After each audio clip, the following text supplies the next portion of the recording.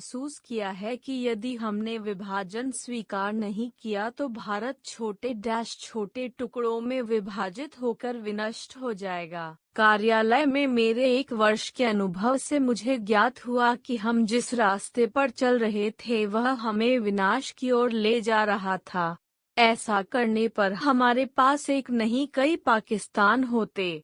हमारे प्रत्येक कार्यालय में एक पाकिस्तानी शाखा होती, जो तलवार चलाना जानते हुए भी अपनी तलवार को म्यान में रखता है। उसी को सच्ची अहिंसा कहते हैं। सेवा करने वाले मनुष्य को विनम्रता सीखनी चाहिए। वर्दी पहनकर अभिमान नहीं, विनम्रता आनी चाहिए। स्वतंत्रता प्राप्ति के बाद भी यदि परतंत्रता की दुर्गंध आती रहे तो स्वतंत्रता की सुगंध नहीं फैल सकती। इस देश की मिट्टी में कुछ अलग ही बात है, जो इतनी कठिनाइयों के बावजूद हमेशा महान आत्माओं की भूमि रही है। मेरी एक ही इच्छा है कि भारत एक अच्छा उत्पादक हो और इस देश में कोई अन्न के लिए आंसू बहाता हुआ भूखा ना रहे। कर्तव्यनिष्ठ पुरुष कभी निराश नहीं होता।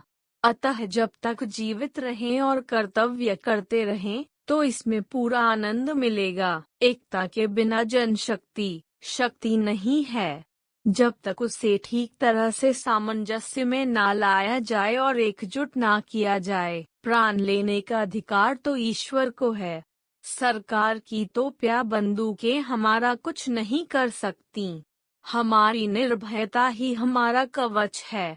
किसी तंत्र या संस्थान की पुनः निंदा की जाए तो वह ढीठ बन जाता है और फिर सुधरने की बजाय निंदक की ही निंदा करने लगता है। जब तक हमारा अंतिम ध्येय प्राप्त ना हो जाए तब तक उत्तरोत्तर अधिक कष्ट सहन करने की शक्ति हमारे अंदर आए, यही सच्ची विजय है। त्याग के मूल्य का तभी पता चलता है जब अपनी कोई मूल्यवान वस्तु छोड़नी पड़ती है।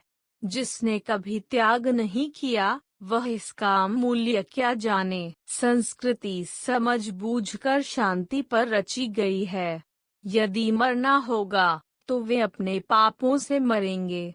जो काम प्रेम व शांति से होता है वह वैर भाव से नहीं होता। हर जाति या राष्ट्र खाली तलवार से वीर नहीं बनता। तलवार तो रक्षा हेतु आवश्यक है, पर राष्ट्र की प्रगति को तो उसकी नैतिकता से ही मापा जा सकता है। अगर आपके पास शक्ति की कमी है तो विश्वास किसी काम का नहीं, क्योंकि महान उद्देश्यों की पूर्ति के लिए शक्ति और विश्वास दोनों का होना जरूरी है। जो मनुष्य सम्मान प्राप्त करने योग्य होता है वह हर जगह सम्मान प्राप्त कर लेता है, पर अपने जन्म स्थान पर उसके लिए सम्मान प्राप्त करना कठिन ही है। जब जनता एक हो जाती है तब उसके सामने क्रूर से क्रूर शासन भी नहीं टिक सकता। अतः जात पात के ऊंच नीच के भेदभाव को भुलाकर सब एक हो जाइए। शारीरिक और मानसिक शिक्षा साथ साथ दी जाए, ऐसी व्यवस्था होनी चाहिए। शिक्षा इस तरह की हो जो छात्र के मन का, शरीर का और आत्मा का विकास करे। थका हुआ इंसान दौड़ने लगे तो स्थान पर पहुंचने के बजाय जान गंवा बैठता है। ऐसे समय पर आराम करना और आगे बढ़ने की ताकत जुटाना उसका धर्म हो जाता है। सच्चे त्याग और आत्मशुद्धि के बिना स्वराज नहीं आएगा। आलसी ऐश आराम में लिप्त के लिए स्वराज कहाँ। आत्मबल के आधार पर खड़े रहने को ही स्वराज कहते हैं। अगर हमारी करोड़ों की दौलत भी चली जाए या फिर हमारा पूरा जीवन बलिदान हो जाए तो भी हमें ईश्वर में विश्वास और उसके सत्य पर विश्वास रखकर प्रसन्न रहना चाहिए। कठोर से कठोर हृदय को भी प्रेम से वश में किया जा सकता है। प्रेम तो प्रेम है।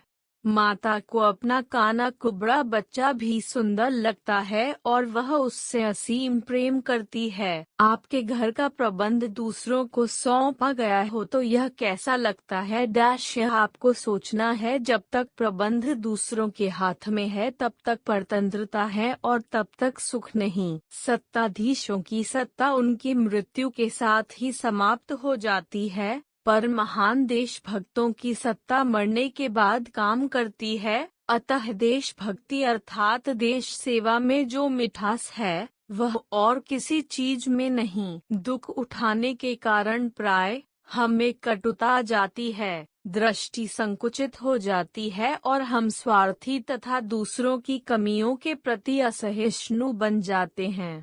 शारीरिक दुख से मानसिक दुख अधिक बुरा होता है। बेशक कर्म पूजा है किंतु हास्य जीवन है। जो कोई भी अपना जीवन बहुत गंभीरता से लेता है उसे एक तुच्छ जीवन के लिए तैयार रहना चाहिए। जो कोई भी सुख और दुख का समान रूप से स्वागत करता है वास्तव में वही सबसे अच्छी तरह से जीता है। मनुष्य को ठंडा रहना चाहिए, क्रोध नहीं करना चाहिए। लोहा भले ही गर्म हो जाए, हथौड़े को तो ठंडा ही रहना चाहिए, अन्यथा वह स्वयं अपना हत्था जला डालेगा। कोई भी राज्य प्रजा पर कितना ही गर्म क्यों न हो जाए, अंत में तो उसे ठंडा होना ही पड़ेगा। अक्सर मैं ऐसे बच्चे जो मुझे अपना साथ दे सकते हैं के साथ हंसी मजाक करता हूँ। जब तक एक इंसान अपने अंदर के बच्चे को बचाए रख सकता है तभी तक उसका जीवन उस अंधकारमयी छाया से दूर रह सकता है। जो इंसान के माथे पर चिंता की रेखाएं छोड़ जाती है, विश्वास रखकर आलस्य छोड़ दीजिए, वहम मिटा दीजिए, डर छोड़िए, फूट का त्याग कीजिए, कायरता निकाल डालिए, हिम्मत रखिए, बहादुर बन जाइए और आत्मविश्वास रखना सीखिए। इतना कर लेंगे तो आप जो चाहेंगे अपने आप मिलेगा। दुनिया में जो जिसके योग्य है वह उसे मिलता ही है। यह भारत के प्रत्येक नागरिक का कर्तव्य है कि वह अनुभव करे कि उसका देश स्वतंत्र है और देश की स्वतंत्रता की रक्षा करना उसका कर्तव्य है। अब हर भारतीय को भूल जाना चाहिए कि वह सिख है, जाट है या राजपूत। उसे केवल इतना याद रखना चाहिए कि अब वह केवल भारतीय हैं जिसके पास सभी अधिकार हैं, लेकिन उसके कुछ कर्तव्य भी हैं। स्वतंत्र भारत में कोई भी भूख से नहीं मरेगा, अनाज निर्यात नहीं किया जाएगा, कपड़ों का आयात नहीं किया जाएगा। इसके नेता ना विदेशी भाषा का प्रयोग करेंगे ना किसी दूरस्थ स्थान समुद्र स्तर से 7,000 फुट ऊपर से शासन करेंगे। इसके सैन्य खर्च भारी नहीं होंगे। इसकी सेना अपने ही लोगों या किसी और की भूमि को अधीन नहीं करेगी। इसके सबसे अच्छे वेतन पाने वाले अधिकारी इसके सबसे कम वेतन पाने वाले सेवकों से बहुत ज्यादा नहीं कमाएंगे और यहाँ न्याय पाना न खर्चीला होगा, न कठिन होगा।